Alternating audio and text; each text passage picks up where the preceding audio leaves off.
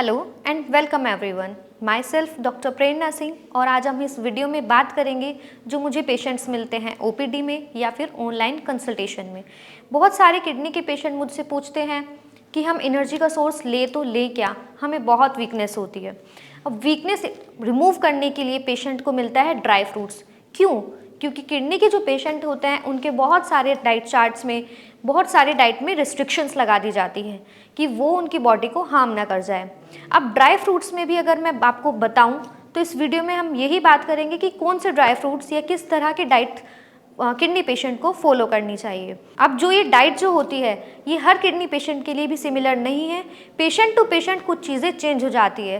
Patient की severity के according, patient की कंडीशन और एज को देख के कुछ चीज़ें अलग की जाती है। बट अगर हम ड्राई फ्रूट्स की बात करें तो इसको दो कैटेगरीज में डिवाइड किया गया है। सबसे पहले जो ड्राई फ्रूट्स में आते हैं वो होता है जिनमें नेचुरली वाटर कंटेंट हाई होता है और उसको वाटर कंटेंट को रिमूव करने के बाद, उसमें से एक्सट्रैक्ट करने के बाद उनको ड्राई फॉर्म में खाया जाता है, जिसमें हमारे आते हैं बादाम, किशमिश आती है, खजूर आते हैं और भी बहुत सारे ड्राई फ्रूट्स आते हैं।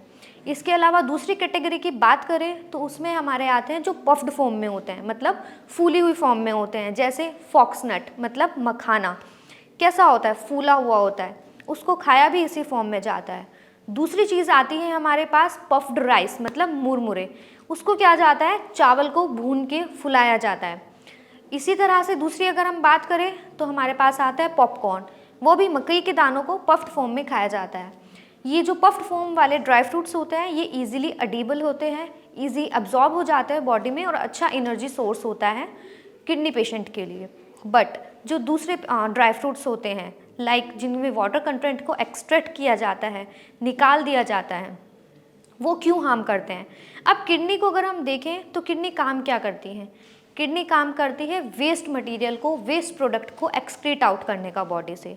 दूसरा विटामिन डी को एक्टिवेट करती है, बहुत सारे इलेक्ट्रोलाइट का जो इम्बैलेंस हो जाता है उसको बैलेंस करती है।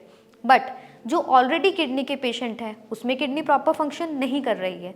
अब किडनी प्रॉपर फंक्शन नहीं कर रही है, इसका मतलब अगर हम उनको ऐसी चीज़ देंगे जिसमें वाटर कंटेंट नहीं है बट पोटेशियम लेवल बहुत हाई हो चुका है, वाटर निकल गया है, एक्सट्रैक्ट आउट हो गया है, तो पोटेशियम हुआ, अदर मिनरल्स हुए, वो हाई रिच फॉर्म में चले जाता है।